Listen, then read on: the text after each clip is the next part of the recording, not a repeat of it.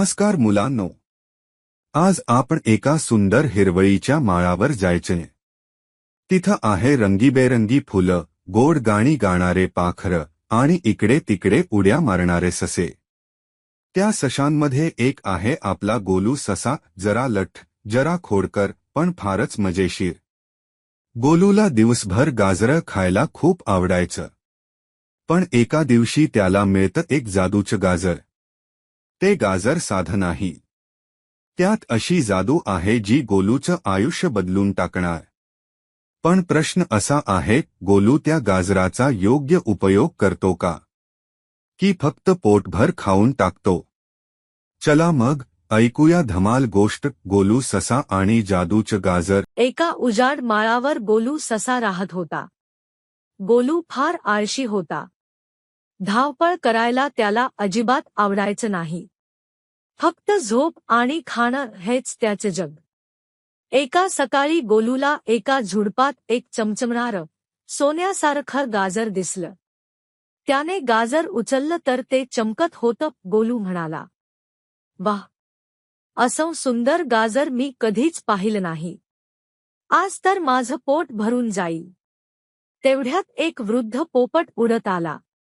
तो म्हणाला, गोलू, हे गाजर साधं नाही, हे जादूचं गाजर आहे। जर तू हे स्वतः खाल्लंस तर फक्त एकदाच पोट भरलं जाईल, पण जर तू हे इतर प्राण्यांबरोबर वाटलं तर तुला रोज रोज भरपूर गाजरं मिळतील। गोलूला थोडं लोभ आलं। तो म्हणाला, काय माहित खरंच की खोटं, मी हे आत्ता खाऊन टाकतो। पण तेव्हा त्याचा मित्र चिंपू खार आली।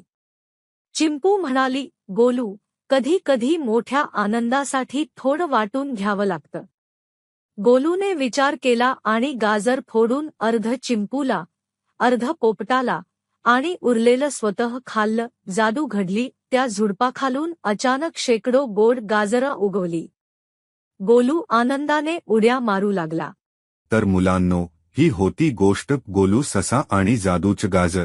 गोलूने सुरुवातीला फक्त स्वतःचा विचार केला, पण शेवटी त्याने समजलं की खरी जादू वाटण्यातच असते। तर शिकवण अशी, स्वतःसाठी जगणं सोपं आहे, पण इतरांना आनंद दिला की आपला आनंद दुप्पट होतो। आता मला सांगा, जर तुमच्याकडे असं जादूचं गाजर आलं असतं तर तुम्ही काय केलं असतं?